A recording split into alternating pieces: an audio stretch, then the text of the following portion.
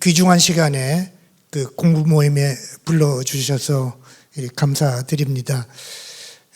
사실은 시흥시에서는 이미 기본사회를 위해서 많은 일들을 이미 하고 계시기 때문에 제가 오늘은 기본사회가 왜 필요한가 이제 조금 이론적인, 어쩌면 철학적인, 경제 이론적인 이런 부분에 대해서 말씀을 더 드리는 게 좋을 것 같습니다. 제 슬라이드는 길고 양이 많은데요. 그리고 지방정부 자료들도 좀 실려 있어서 여러분들께서 좀 공개해서 이렇게 공부하실 때 참고하셨으면 좋겠습니다. 제가 드릴 말씀은 시간 내로 말씀드리겠습니다. 그래서 기본사회는 국민의 기본적인 삶을 국가가 책임진다, 중앙정부나 지방정부가 책임진다 이렇게 돼 있는데, 기본적인 삶을 이렇게 책임지기 위해서는 소득이나 아까 주거나 여러 가지 서비스 이런 것들이 있어야 되겠죠. 근데 왜 기본적인 삶을 보장해야 되느냐 이렇게 묻는다면 가장 쉬운 대답 중에 하나는 우리 헌법에서 그렇게 돼 있다. 우리가 만든 헌법이 바로 기본적인 삶을 보장하도록 되어 있다. 이렇게 대답하면 되겠습니다. 그러면 이제 그 다음에 질문은, 그러면 이제까지 옛날에 복지국가라는 게 있었는데 지금도 이렇게 우리가 다 복지국가라고 생각하는데 복지국가하고 뭐가 다르냐 이렇게 질문을 하실 수도 있겠습니다.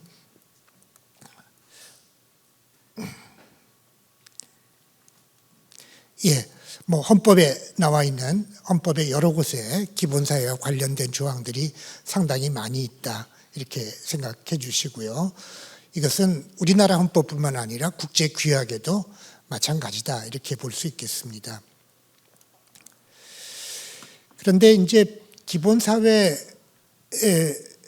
부르는 것을 왜 복지국가라고 부르지 않고 기본사회라고 불렀느냐 이렇게 물으신다면 결국 같은 게 아니냐 이렇게 본다면 같은 겁니다. 같은 것인데 민주주의 정치라고 하는 것은 어떤 정당이나 대통령 이런 분들이, 정치인들이 교과서에 나오는 용어를 그대로 자기 비전으로 하지는 않습니다. 그래서 여러분이 잘 아는 복지국가의 원조라고 할 수 있는 스웨덴 사회민주당은 자기가 만들고자 하는 그 사회를 복지국가 이렇게 부르지 않았죠. 그 사회를 인민의 집 이렇게 불렀습니다. 집을 만든다. 사람들의 집을 만들겠다. 국민들의 집을 만들겠다. 이게 복지국가의 구호였어요. 그리고 미국의 2차 대전 때 무렵에 전후에서 복지국가가 세계적으로 형성되는데 그때 미국의 루즈벨트 대통령은 뉴딜 이렇게 불렀죠. 그래서 우리나라는, 우리 대통령께서는 기본사회 이렇게 부르신 겁니다. 그게 복지국가라는 뜻이죠. 그런데 그러면 그렇게 부르는 건 좋겠는데, 그러면 옛날에 복지국가, 2차 대전 전후에 생겨났던 복지국가하고 똑같은 거냐? 그러면 기본적인 삶을 보장하자라는 목표는 똑같습니다. 똑같은데 상황이 많이 달라졌어요. 상황이 옛날에 복지국가가 생길 때하고 지금하고 상황이 뭐가 달라졌냐라고 하면 당장 오늘 이렇게 AI 혁명이 진행되고 있지 않냐. 그건 앞으로 상황이 달라질 거죠. 그리고 지금 기후 위기가 닥쳐 있지 않냐. 이 어려운 과제들이 있습니다. 그래서 이제 그런 상황에 맞게 이렇게 복지국가를 만들어 보자. 그 다음에 복지국가를 만들기로 이렇게 복지국가를 전 세계의 어떤 민주주의 국가들이 다 복지국가를 지향했는데 제대로 된 복지국가를 성공한 나라들은 좀 드뭅니다. 그렇죠? 북유럽 국가들이라든지 그리고 그런 데 성공을 했고 미국이나 우리 같은 데는 복지국가를 제대로 만들었다라고 할 수 없습니다. 그런데 왜 잘 못 만들었을까 이렇게 분석을 해보면 여러 가지 이유가 있겠죠. 근데 우리나라나 미국의 경우에 가장 큰 이유는 뭐라고 말하면 좋을까요? 왜 우리는 북유럽 국가들 수준의 복지국가를 못 만들었냐 이렇게 물어보면 국민들이 세금 내는 걸 너무 싫어해요. 그래서 세금 부담률이 OECD 나라 중에서 제일 낮습니다, 한국이. 세금 내는 걸 싫어한다는 것은 어떤 정치인이 나와서 공약으로 나 세금 많이 걷어서 복지국가도 더 많이 할게요 하면 국민들이 안 찍어주는 거예요. 안 찍어주면 그 정치인은 나 세금 깎아줄게요. 그리고 복지도 좀 줄일게요. 그러면 찍어주고. 국민들이 세금 내는 걸 싫어하니까 만들지 못했는데 그러면 이 상태로 계속 갈 거냐? 앞으로 점점 더 어려워지는데 그때 이 상태에서라도 어떻게 복지국가를 그러한 어떤 세금에 대한 세금을 내기 싫어하는 국민들의 마음을 어떻게 설득하고 그 상태에서 뭔가 만들어 보자. 그래도 더 이런 게 바로 기본사회라고 보셔도 좋겠습니다. 예, 좀 넘어가겠습니다. 예, 자세한 내용들은 그래서 다 넘어가고 그러면 세금이 아니고 어떻게 복지국가를 마련할 재원이라는 게 있냐라고 한다면 그 대답의 하나가 공유부라고 할 수 있겠습니다. 그래서 경제학적으로는 커먼즈라는 용어로 더 많이 쓰이고요. 근데 커먼웰스나 같은 뜻입니다. 공유부는 모두의 것이 되는 것이 마땅한 자산이죠. 그런데 가령 자연공유부처럼 아무도 만들지 않고 하늘이 내려준 것, 자연이 내려준 것, 그것은 공유부가 되는 게 마땅하겠죠. 예, 그렇게 되지만 그러면 사회가 만든 공유부가 있거든요. 여러 사람이 함께 만든 것도 공유부가 돼야 되겠죠. 그리고 한 사람이 만들었지만 기부한 것, 인류를 위해서 기부한 것, 그것도 공유부죠. 예를 들면 한글은 세종대왕이 만드셨잖아요. 근데 우리를 위해서 기부해 주셨죠. 그 다음에 여러분들이 이름을 잘 못 외우시는데 안타깝습니다. 인터넷이라는 게 우리가 쓰는 인터넷은 팀 버너스-리라는 사람의 발명품이고요. 세종대왕하고 똑같아요. 이분이 특허를 내지 않고 인류를 위해서 기부했어요. 그러니까 우리가 그분한테 인터넷을 쓸 때 돈을 낼 필요는 없지만 이름은 기억해야 되지 않겠어요? 명예로. 이분 이름은 기억해 주세요. 예, 팀 버너스-리라고. 그러니까 이런 공유부들이 이렇게 생겨나는데 만약 공유부에서 소득이 생긴다면, 수익이 생긴다면 그 수익을 나누면서 그 수익을 가지고 복지국가를 만들어 가자. 이건 합의하기 쉽잖아요. 세금 내는 게 아니잖아요. 그래서 이런 방법을 한번 해보자 라는 건데 퀴즈를 하나 내겠습니다. 공유부라는 적에 있는데 그러면 우리 국가는 공유부인가요? 우리 지방정부도 공유부인가요? 이렇게 물어보면 좀 질문이 이상하죠. 근데 저 커먼웰스를 두 단어를 붙여서 한 단어로 만들고요. C자를 대문자로 쓰면 영국이 됩니다. 브리티시 커먼웰스, 영국의 정식 명칭이죠. 그러니까 영국 사람들은 민주주의를 세계에서 최초로 한 나라니까 그 국가를 부를 때 국가는 우리 브리티시 사람들의 공유부야 이렇게 불렀던 거예요. 우리 모두의 것이야. 그렇게. 그래서 그렇게 보면 이제 이 공유부를 잘 활용해서 뭔가 복지국가를 만들어 볼 수 있겠다. 이게 바로 기본사회의 흐름 중에 하나다. 또 더 큰 흐름 중에 하나는 AI 혁명, 기후위기 이런 데 맞도록 그것도 해결하면서 복지국가도 만들고 또한 세금 내기 싫어하는 우리 국민들이 너무 많기 때문에 이 국민들에게 먼저 공유부를 가지고 한번 복지국가를 만들어 보자. 이런 것들이 이제 기본사회라는 어떤 비전이 나오게 된 근거다. 이렇게 보시면 되겠습니다. 자연공유부는 엄청난 혜택을 주고요. 사회공유부도 그렇죠. 예. 한국 사람들은 국제적으로 IQ를 측정하면 IQ가 10% 높죠. 세계 평균보다. 예, 110쯤 됩니다. 세계 평균이 100인데 그래서 이 10%는 제가 손주들을 키워보니까 두뇌가 한참 발달하는 어린 나이에 한국 아이들은 5살부터 책을 줄줄 읽는데 미국 아이들은 7살이 돼도 잘 못 읽거든요. 이게 그때 두뇌를 많이 발달시키는 게 이게 세종대왕 덕택이다 이렇게 볼 수 있습니다. 근데 이 공유부가 많다고 다 행복하고 잘 사는 게 아닙니다. 예.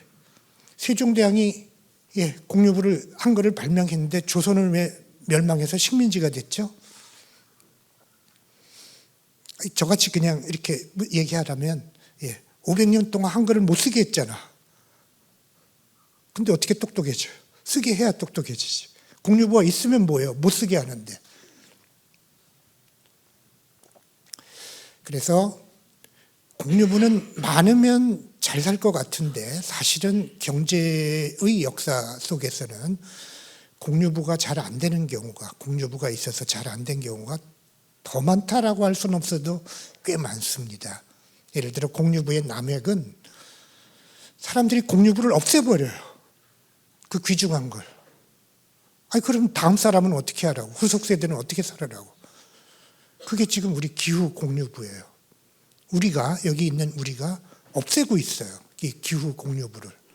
후속 세대는 어떻게 살아라고? 참 어리석은 선택이죠. 두 번째는 세금을 안 내요. 사회 공유부를 만들려면 세금을 내야 돼요. 세금을 안 내니까 안 만들어지죠. 그 대신 많으면 좋아요. 내가 세금 안 내고 그냥 우리 동네 뭐가 발전하면 좋아. 세금은 자기는 안 내고 혜택만 누리려고 하고. 어떤 건 공유부를 울타리 쳐서 혼자서 차지합니다. 어떤 경우에는 이 공유부는 불행하게도 어떤 공유부들은 자연의 선물이 분명한데 그 공유부 위에 사는 사람, 공유부 옆에 사는 사람에게만 혜택을 줘요. 그러니까 비옥한 토지가 있는데 그 토지 위에서 농사를 짓는 사람에게만 공부를 더 많이 남겨주는 거예요. 그러니까 그런 건 불공평하잖아요. 자연의 선물이 불공평하게 만들어요. 이걸 경제학에서는 지대라고 부릅니다. 자기 노동의 대가가 아니라 자연의 대가인데 그 우연하게 그 자연을 차지한 그 사람이 돈을 더 벌게 돼요. 어쩔 수가 없어요. 비옥도라는 게 그런 거니까. 그러면 그 더 벌게 되는 사람의 지대로부터 지대를 어떻게 해야 될 건가라고 했을 때 경제학의 역사가 지대를 어떻게 할 건가에서부터 시작되거든요. 어떤 사람은 지대를 불공평하니까 골고루 나누자라는 사람이 있었고 어떤 사람은 지대도 자기 거다. 먼저 차지한 놈이 자기 거다. 이런 주장들이 있었습니다. 거기서 논쟁이 시작되는데요. 어쨌든 그래서 공유부의 비극이라고 하면 공유부가 남획돼서 사라지는 지금 우리 기후 공유부 같은 거죠. 근데 비극을 넘어서 저주라는 말도 있습니다. 또 경제사에서 나오는데 공유부의 저주라는 건 비극 정도도 넘어서요. 저주예요, 저주. 악마의 배설물이에요. 공유부라는 건. 어떤 게 그런 게 있냐? 그러면 아니 이란이 석유가 안 났으면 저 전쟁 났겠어요? 공유부의 저주죠. 중동 국가들 석유 나는 나라 다 잘 살아요. 그래서 공유부라는 건 있다고 잘 되는 게 아니다. 그걸 어떻게 관리하고 어떻게 유지하고 그걸 잘 만들어내는 사람들, 그리고 공유부를 한 사람이 다 차지하지 않게 하고 나누자라고 합의하는 그 사회가 잘 사는 사회다 이렇게 말할 수 있겠고, 그걸 갖다가 커머닝이라고, 단어가 좀 틀렸네요. 커머닝 N자인데 NING인데 영어는 그냥 잊어버리시고요. 커머닝은 공유부를 공유부로 유지한다. 공유부를 공유부로 만든다.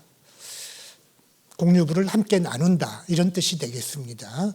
그래서 커머닝을 하는 건 공유부의 딜레마가 있어요. 아까 말했던 비극, 저주, 남획, 막 혼자서 다 차지하는 것, 이런 것들을 극복하고 골고루 나누고 잘 유지하자라고 합의하는 과정, 그것이 커머닝이라고 부르는데요. 이 커머닝에 이 오스트롬이라는 이분은 노벨 경제학상 수상자 중에 최초로 여성 수상자입니다. 이분은 돌아가셨지만 최초로 이걸 연구했습니다. 공유부를 공유부로 잘 유지하는 나라, 마을들은 어떤 특징이 있나 이걸 연구했어요. 그래서 큰 뭐 이런 것들을 다 잘했어요. 예. 그러니까 예를 들어 뭐 시화호가 있다. 그러면 이 공유부가 있다. 그러면 이걸 공유부를 잘 유지하는 경우도 있고, 예, 우리가 조금 전에 뭐 이렇게 얼마 전까지 새만금 같은 것은 공유부 그 도시의 공유부임에도 불구하고, 예, 이렇게 인근 도시들의 이렇게 공무원들끼리 밥도 같이 먹지 않을 정도로 갈등과 빈목에 30년 동안 하나도 개발이 안 됐던 그렇게 되지 않고 잘 개발되고 나누는 무엇이 이 조건이 뭐냐 이런 것들을 연구했었습니다. 그래서 커머닝을 만드는 것, 커머닝 자체가 공유부다, 가장 중요한 공유부다 이렇게 이야기를 저는 하는 겁니다. 그 사회가 이걸 잘 나눕시다라고 하는 그 형제들은 그 집안이 잘 사는 거죠. 그 나누자라는 합의, 잘 유지하고 나누자라는 그 합의가 바로 더 중요한 공유부일 수 있다. 이렇게 보겠습니다. 그런데 왜 스웨덴 사람들은 자기 소득의 50%를 세금을 내고 미국, 한국 사람들은 자기 소득의 뭐 한 20%, 사회보장까지 합치면 27% 정도밖에 세금을 안 내면서 낮은 이 복지국가 속에 살고 있느냐라는 걸 물어보면 아까 말했잖아요. 사람들이 안 찍어주니까 그렇다고 그랬잖아요. 안 찍어지는 이유가 이런 사회의식조사에서 나타나요. 뭐냐면 덴마크, 스웨덴 뭐 이런 사람들은 잘 사는 사람들에게 너는 왜 잘 살게 됐니? 이렇게 물어보면 운이 좋아. 어떤 운인데 좋은 나라에 태어났어. 어렸을 때 좋은 교육을 공짜로 받았어.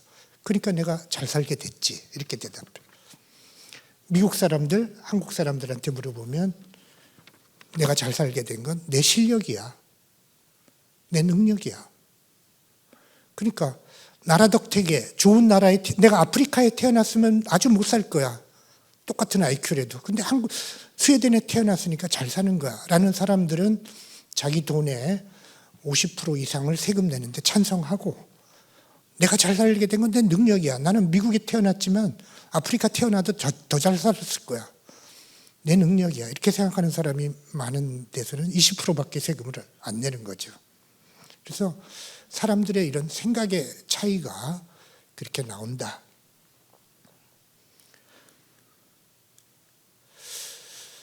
예. 그러면 그 생각이 얼마나 다르냐라는 걸, 진짜로 다른 걸 제가 한번 보여드릴게요.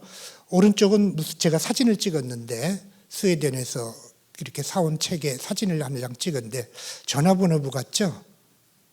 예. 정부에서 발행하는 책자예요. 근데 이 칼럼이 뭐냐 하면 그 사람의 이름과 주소고요. 이름이고요. 이 칼럼은 뭐냐 하면 작년의 소득. 그 다음에 칼럼은 그 다음에 작년의 근로소득, 작년의 자산소득입니다.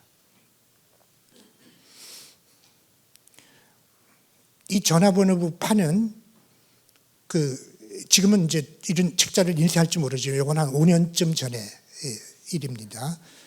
스웨덴 다녀오신 분한테 부탁해서 제가 사진을 찍어 봤는데 그러니까 이 책자의 첫머리가 아주 인상적이에요.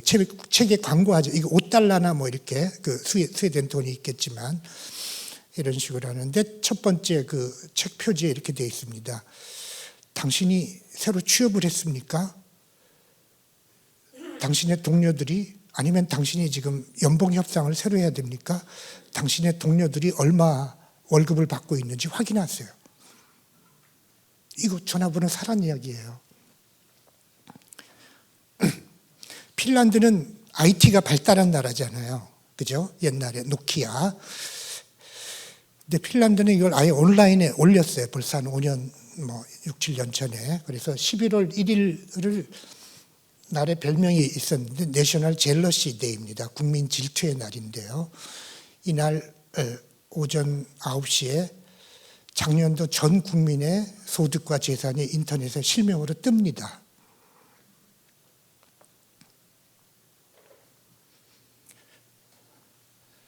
이날은 인터넷이 목통이 되기도 하는데요. 다 검색하느라고. 근데 사람들이 제일 많이 검색하는 게 자기 소득은 아니잖아요. 자기 소득은 자기가 알잖아. 자기 그 데이트하는 파트너?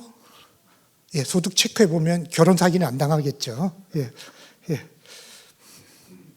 근데 제일 많이 검색하는 건 모든 사람의 소득과 자산이 인터넷에서 검색할 수 있을 뿐만 아니라 뭐가 나오냐면 제일 많이 검색하는 이유가 내 소득과 자산을 누가 검색했지?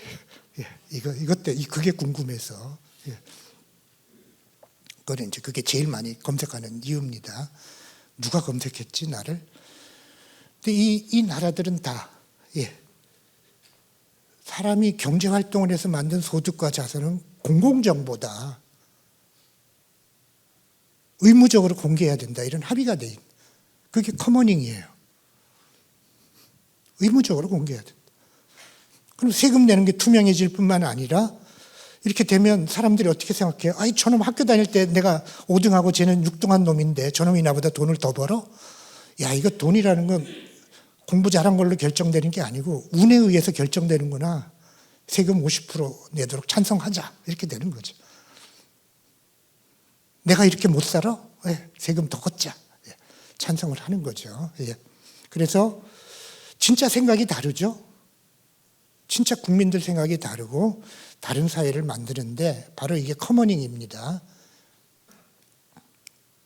넘어가겠습니다. 그래서 이 공유부가 있는데 이것으로 기본소득의 재원을 마련하자라는 두 명의 아주 유명한 노벨 경제학상 중에서도 진짜 으뜸이 되시는 제가 두 분 정도를 선택했는데 왼쪽 분은 세금을 걷어서 기본소득의 재원을 쓰자라고 주장하신 분이고요.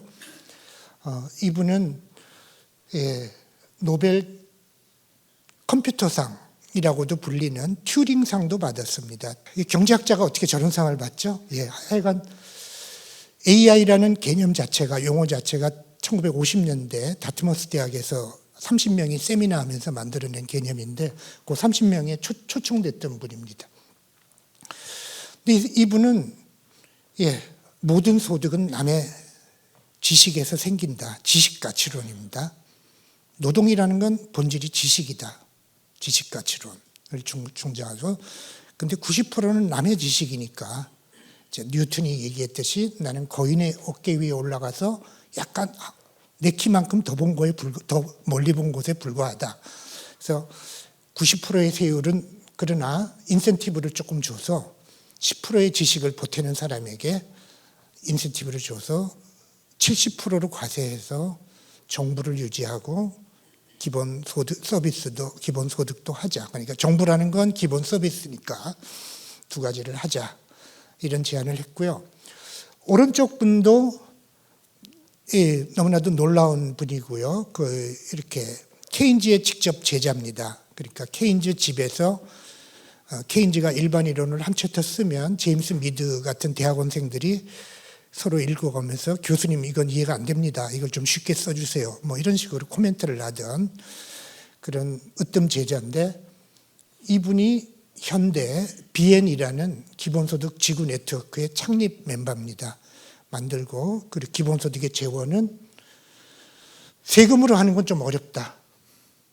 정치적 저항 때문에. 그러면 뭘로 하느냐 할 때 주식회사 제도를 활용하자. 주식회사 제도는 지분을 살 수 있잖아요.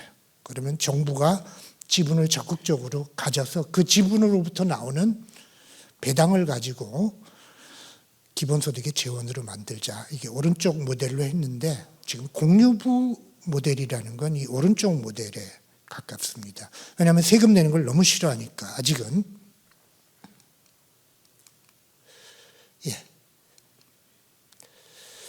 그런데 이 두 가지 그 위기가 닥치는데 우리 사회에서 이 두 가지 위기 중에 AI 위기와 기후 위기 두 가지 이걸 좀 설명을 드리겠습니다.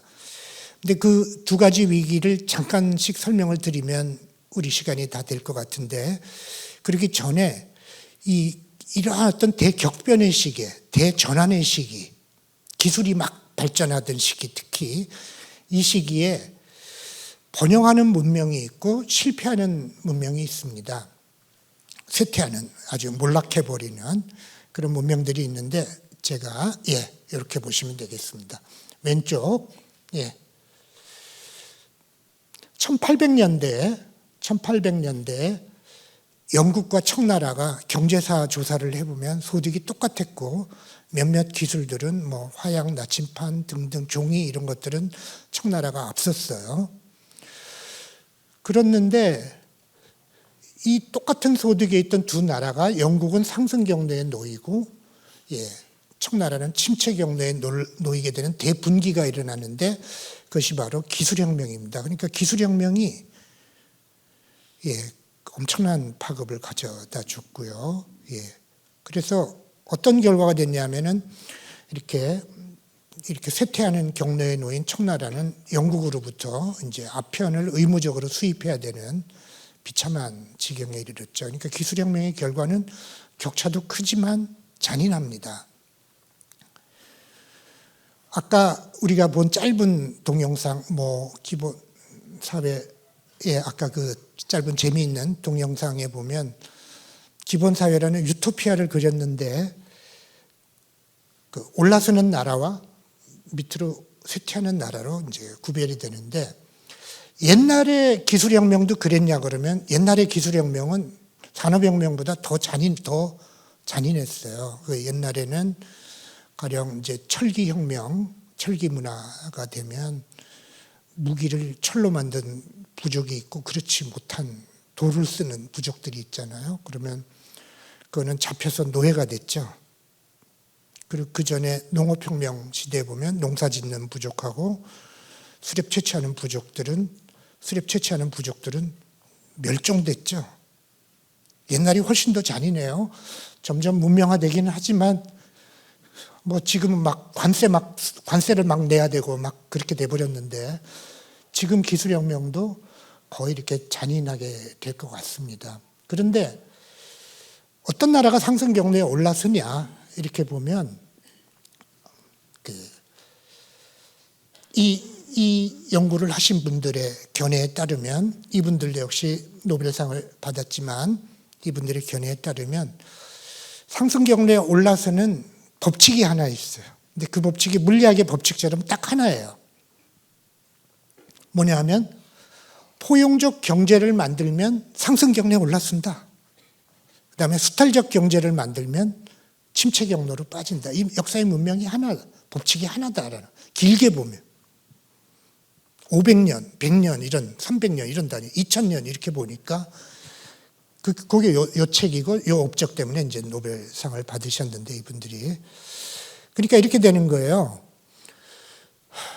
고려가 왜 망했니? 그러면 토지를 소수의 귀족이 독점했으니까 망했지. 조선은 왜 건국됐어? 토지를 모든 농민들이 골고루 나누자는 이념에서 건국된 거지. 그럼 조선은 왜 망했는데?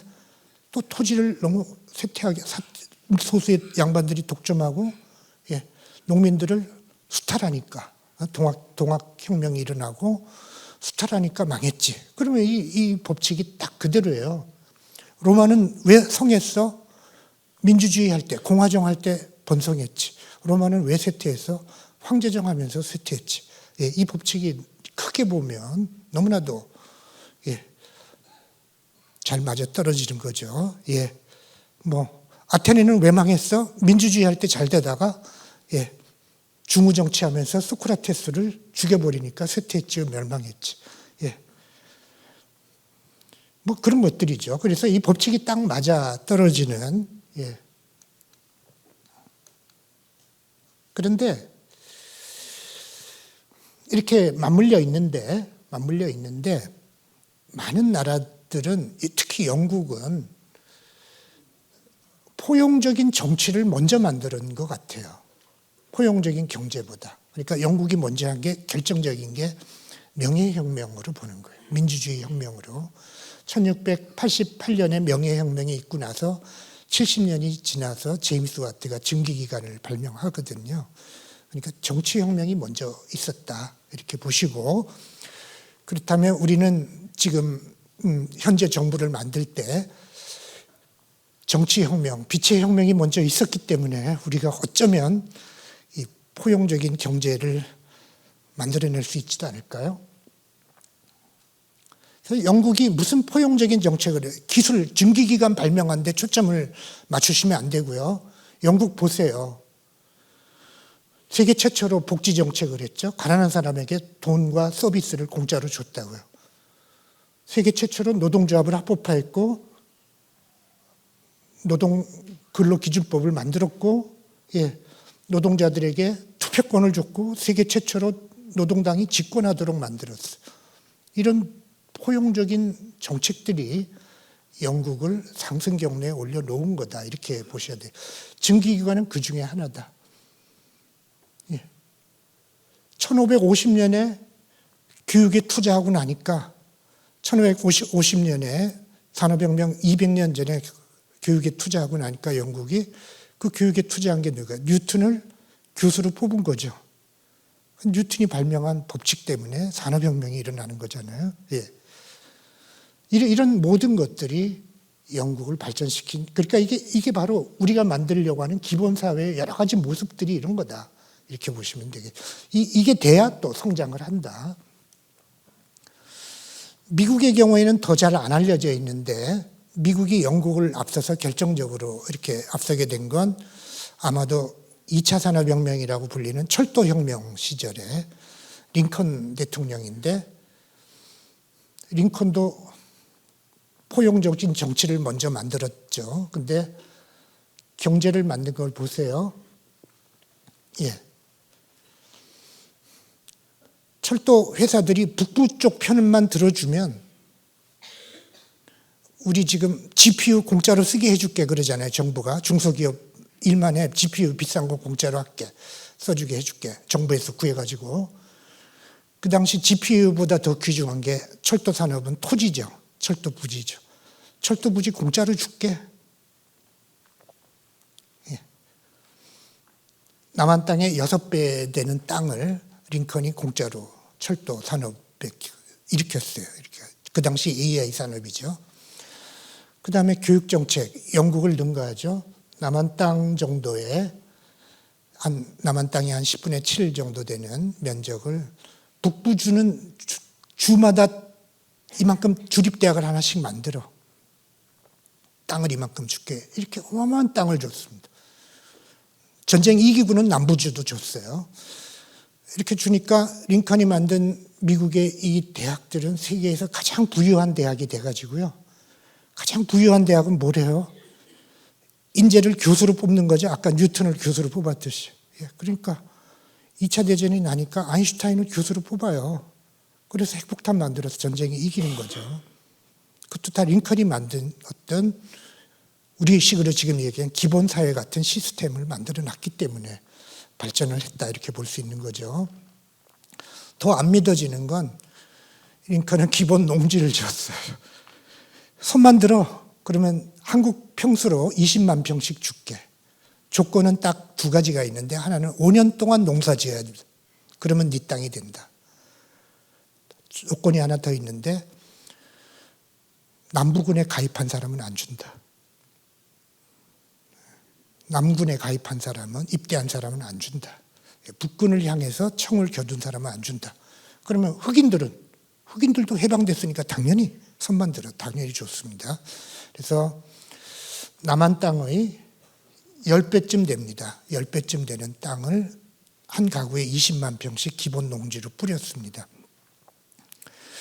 자, 링컨의 특징은 이렇게 어마어마한 복지정책 아니면 기본사회 정책을 만들어내는데 엄청난 돈이 들었어야 되는데 돈이 한 푼도 안 들었다는데 다 땅으로 했어요. 땅이라는 공유부가 많았고 미국은 이걸 활용해서 돈이 한 푼도 안 들었어요. 그러면 우리 중에서 이렇게 좌절하실 수 있겠죠. 링컨은 미국은 땅이 넓으니까 이런 거라도 하지. 우리 땅이 좁은 우리나라는 뭘 하란 말이에요. 그렇게 그렇게 얘기하신다면, 그렇게 얘기하신다면 땅이 넓다고 잘 사는 게 아니다. 러시아는 미국보다 몇 배 넓죠? 러시아가 잘 살아요? 청나라가 미국하고 면적이 같죠? 청나라가 잘 살았어요? 브라질, 아르헨티나, 땅 넓은 나라 다 잘 살아요? 굳이 따지자면 한국 땅 다 팔면 캐나다 땅 다 살 수 있거든요. 땅이 넓은 게 문제인가요? 가치가 문제지? 그러면 한국도 잘 살아야지. 그러면 이런 공유부가 없을까, 우리에게? 있다라는 거예요. 있다. 그걸 해보자. 작지만 그부터라도 어떻게 해보자. 이런 것들이죠. 그래서 AI 위기로 넘어가겠습니다. 잠깐씩 얘기를 해야 될 텐데, 일자리를 없앨 거라는 전망이 점점 우세해지고 있지만 전통적으로 경제학자들은 경제의 역사에서 보면 기술혁명이 일어날 때마다 일자리가 잘 줄지 않았기 때문에 새로운 일자리가 어디선가 생겨날 것으로 희망을 갖고 있습니다. 그렇지만 지금은 그거보다도 점점 더 일자리가 없어질 거라고 돼 있는데, 일자리가 없어질지 말지는 이제 앞으로 1, 2년을 더 보면 거의 확실해질 것 같아요. 근데 지금은 한국에서 특히 젊은 분들에게 관심 있는 것은 전문직 일자리가 20대 전문직 일자리가 사라지는, 그러니까 회계사 합격자의 3분의 2가 지금 실무를 배정받지 못했습니다. 그러니까 교사 자격 시험으로 교사 그걸 못 받고, 그 다음에 회계사를 따고 못 받았는데, 이 청년이 유튜브에 나와서 그렇게 하는 걸 보고 저는 굉장히 마음이 아팠는데, 예를 들어 나는 명문대학에 다녔고 내 젊은 인생에 10년을 갈아부어서 회계사 합격했는데 AI 때문에 실무 배정을 못 받았다. 나는 앞으로 어떻게 하냐. 내 10년 여기다 투자했는데. 이런 문제, 고용 문제는 이제 앞으로 어떻게 될 텐데, 점점 더 현실화가 될 텐데, 이것보다 더 나타났던 것들은 결국 이건 AI 혁명이 아직 진행되기도 전인데, 24년 통계니까 25년도 마찬가지입니다. 곧 25년 통계도 나오겠지만 인구의 55% 정도는 이미 이 불안정한 노동자입니다. 전체 인구에. 잘 안 믿어지죠. 이미 통계가 그렇습니다. 근데 이게 앞으로 AI 혁명이 더 되면 실업률이 높아질지는 지금 경제학자들은 논쟁하고 있지만, 적어도 이 불안정한 노동을 하는, 그러니까 이날은 일하고 다른 날은 일 안 하고, 이제 이런 근로자들이 전체의 한 80%까지는 늘어나지 않을까, 이런 전망을 해봅니다. 그 다음에 이거는 제가 이렇게 소득 압착이라고 불리는 현상인데요. 압착이라는 건 이게 가구 소득인데요. 월 소득입니다. 여러분들 가구 소득은 한 390만 원쯤 되시면 그러면 50% 가구가 됩니다. 이게 월 가구 소득인데, 이 사람들이 1% 단위에, 그러니까 5천만 명이니까 가구원이 1% 단위에 50만 명씩인데, 50만 명 단위로 툭툭 올라가더라도 소득 격차가 거의 없죠. 그런 게 지금 우리나라의 현실이에요. 진짜 도토리 키재기예요. 누가 더 잘 살지도 않아요. 아주 잘 사는 사람 빼놓고는. 99하고 100은 뭐 단위가 달라지, 자릿수가 틀려지죠. 자릿수가 틀려지는데 이쪽에 가면 뭐 그게 그거예요.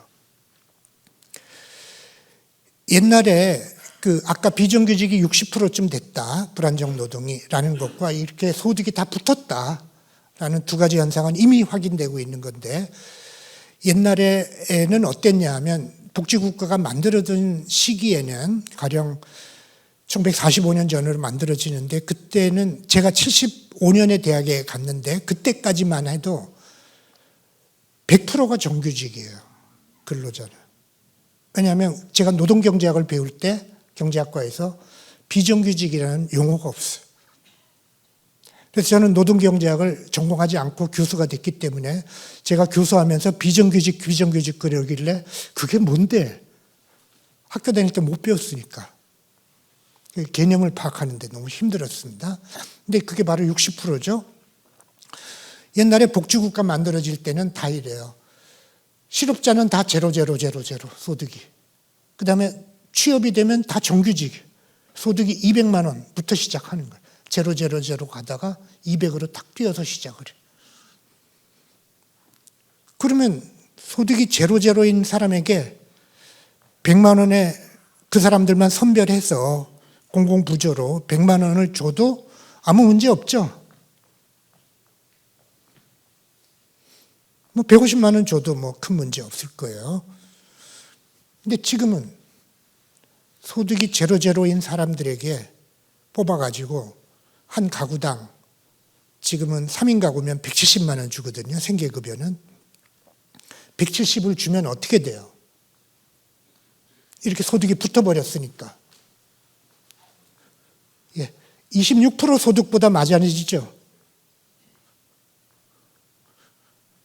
그러니까 옛날에 공공부조 제도로 지금 이런 사회에 적용해 보려고 하니까 지금 우리나라는 기초생활보장제도에 뽑혀가지고 아주 행운이 좋은 생계급여를 받는 3%의 인구는 한 25% 가구보다 소득이 많다니까요. 그럼 나머지는 다 근로하는데 그 3%에 못 뽑혔기 때문에 소득이 더 낮은 상태로 살고 있는 거죠. 이거는 불공정하죠. 왜냐하면 이 사람들은 노동하는 사람들이죠.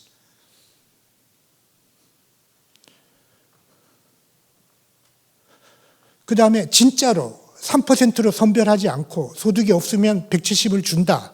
진짜로 준다. 뭐 조건을 안 달고 뭐 아들이 있나 딸이 있나 뭐 위장 이혼한 뭐 남편이 있나 이런 거 다 안 따지고 진짜 준다. 그렇게 하면 노동 능력이 있나 뭐 그러면 26% 사람까지는 일할 이유가 없죠. 일 안 하고 170 받는 게 낫죠.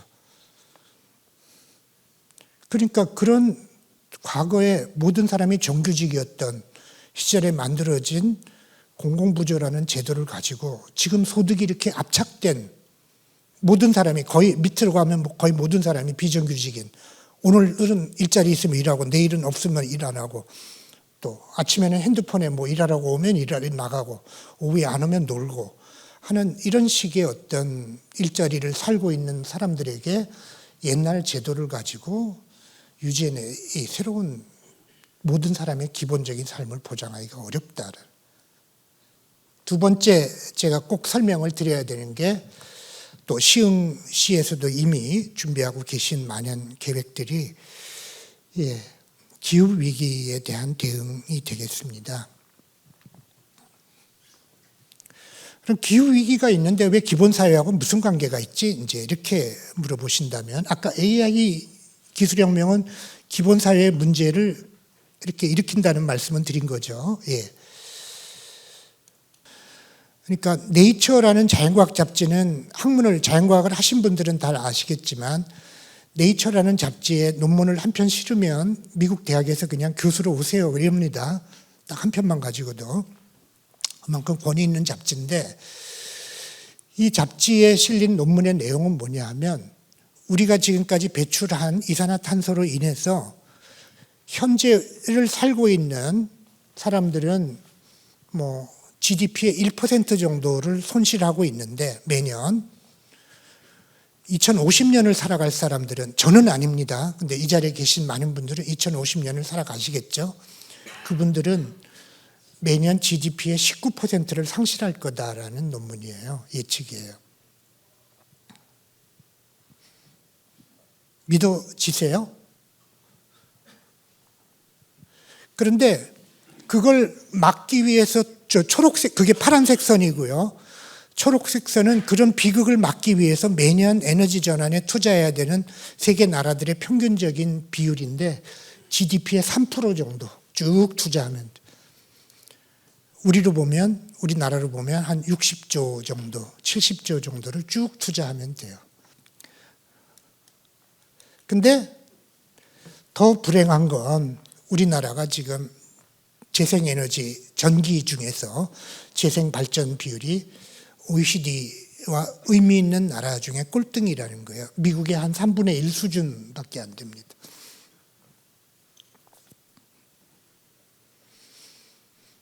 지금 새 정부가 들어서서 이걸 3배까지 올려야겠다 그러면 미국보다 좀 작아져요. 예. 미국은 조금 더 늘어나고 있거든요. 예. 주정부에서 하니까. 근데 한국이 이렇게 이산화탄소 배출에 무책임한 형태로 가면서 2050년이 되면 세계 사람들은 저런 고통을 당할 텐데 이 한국을 어떻게 하죠? 세계인의 관점에서 생각해 보세요. 한국을 어떻게 하면 좋겠어요?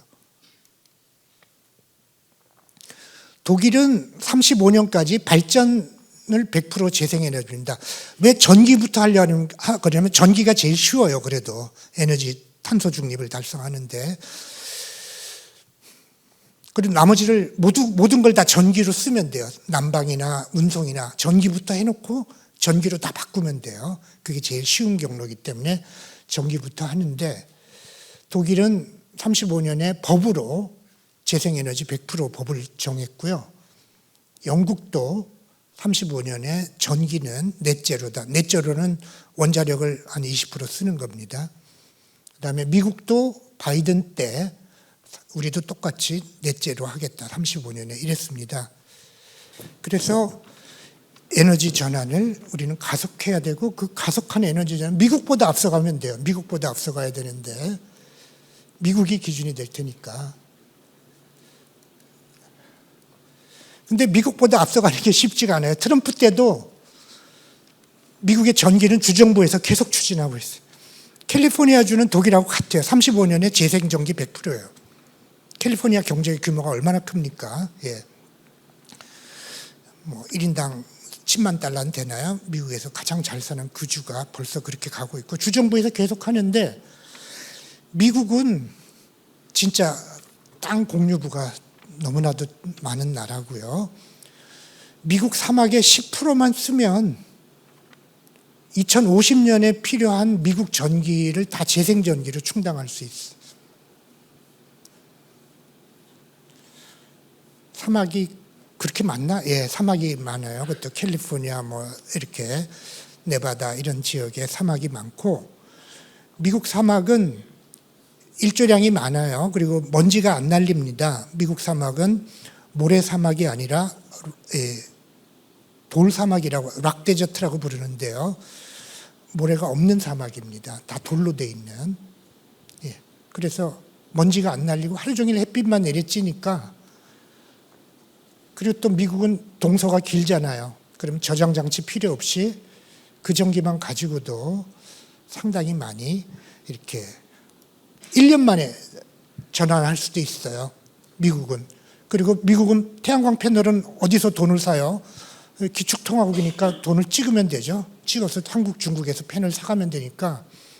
그래서 미국보다 몇십 프로 앞서야 안전한데 사실 우리가 무역에서 이렇게 멸망하지 않기 위해서 제가 자꾸 그걸 강조하지만 사실 2050년대뿐만 아니라 2050년대 우리 후손들이 당할 이러한 막대한 피해를 계산한다면 이 에너지 전환에 앞장서야 되겠다.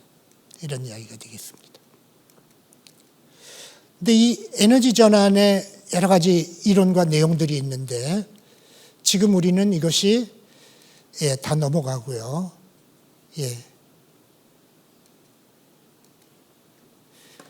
새로운 햇빛 바람 소득 모델을 찾았습니다. 제일 처음에 신안 같은 데서 찾은 거 제일 밑바닥에 있는 주민 참여형 모델입니다. 태양광 발전소 지분의 일부를 아까 제임스 미드를 생각하면 좋습니다. 일부 협동조합이 투자를 해서 지분을 갖는 거예요. 한 4% 정도. 그래서 그 수익을 나누는 모델을 만들었기 때문에 이 모델은 에너지 기후위기도 극복하고 에너지 전환도 촉진하면서 또 그러면서 우리 기업들이 공장들이 미국이나 유럽으로 안 가도 되게 만들면서 주민들 소득도 얻는 모델이죠. 그래서 아주 뭐 돌 하나에 뭐 한 4가지 효과, 일석사조, 3조 이런 모델을 찾은 겁니다. 근데 지나가면서 보면 다른 모델들이 계속 더 생겨나고 있습니다. 그래서 보면 그 지방정부가 주로 지방에서 모델들이 만들어지는데요. 지방정부가 가진 소유한 땅이 있잖아요. 도로, 뭐 이렇게 호수 뭐 이렇게 공공 부지, 뭐 주차장, 뭐 공공 건물 이런 걸 투자하면서 지분을 얻는 거예요. 발전소에, 재생 발전소에. 그 모델이 지금 찾아지고 있고요. 또 하나는 펀드를 만드는 거예요. 그러니까 협동조합뿐만 아니라 아예 공공이 펀드를 만들어요. 지금 전라남도는 지금 조례가 통과될지 모르겠는데 전라남도에서 재생에너지 도민 펀드를 만들어서 펀드로 투자하겠다. 물론 펀드 수익은 도민들에게 분배하는 거죠. 그러니까 공공 펀드 모델이 만들어지고 제일 위에 건 바다 사용료인데요. 뭐 바다는 나라 겁니다. 바다는 나라 거니까. 근데 바다 사용료를 제대로 받아야 되는데 지금 제대로 못 받고 있어요. 이 불합리하게 돼 있어서 점 사용료라는 걸 받는데 그 점 사용료가 기준이 직선거리를 끄어서 가장 가까운 땅의 공시지가를 기준으로 받게 돼 있기 때문에 그러니까 신안같이 풍력 발전에 유리한 바다는 영광, 신안, 부안 이런 데는 그 점용료가 진짜 의미가 없고요. 평당 뭐 얼마나 할까요? 근데 울산 앞바다 풍력은 평당 100만 원이에요. 기준가가. 그 훨씬 불리한데도. 그래서 발전에 유리한 땅에 장사가 잘 되는 땅에 임대료를 비싸게 받아야 되죠. 그러니까 이게 거꾸로 돼 있고 불합리한데 이 바다 사용료를 적절하게 이 발전업체, 재생발전 풍력업체하고 적절하게 협상해서 0%, 20% 사이에서 협상을 해서 절반만 광역이 갖고 4분의 1은 절반만 중앙이 갖고 4분의 1은 광역이 갖고 4분의 1은 기초가 갖자라는 운동이 지금 일어나고 있고 이거 바다 사용료를 합리적으로 조정하자. 바다는 나라 땅이지만 그 발전소로 인한 여러 가지 영향은 기초나 광역에 미치기 때문에 옆에도 좀 나누자 이런 내용입니다. 그래서 이런 모델들이 우리나라에서 에너지 전환하면서 주로 지방정부로부터 시작해서 이런 모델들이 만들어지고 있습니다. 그래서 이게 우리의 희망입니다. 다 됐죠? 시간이. 마무리하겠습니다. 완주는 이렇고요. 대략 이 인구가 작은 군들입니다. 시흥은 좀 다릅니다. 인구가 너무 많아서 완주는 대략 대충 보면 예상 수익이 이렇고요. 1인당 제가 영농형까지 하면 1인당 1년에 200만 원 정도 배당 소득을 줄 걸로 생각이 듭니다. 광주도 그렇고 영광은 바다가 있어서요. 저대로 될지는 모르지만 군에서 발표한 거는 37년에 1인당 353만 원입니다. 바람 소득으로. 전남은 아까 말씀드렸고, 예. 그래서 부안도 제가 슬라이드에는 빠져 있지만 부안도 바다가 있어서 거기도 30년에 1인당 300만 원 정도 연간 바람 배당을 할 수 있다. 이런 계산으로 지금 지방정부에서 준비하고 있습니다. 그래서 이러한 에너지 전환 같은데 시흥도 얼마든지 할 수 있고요. 물론 인구가 많으니까 1인당 액수는 작지만 그러나 규모로 보면 결코 작지가 않습니다.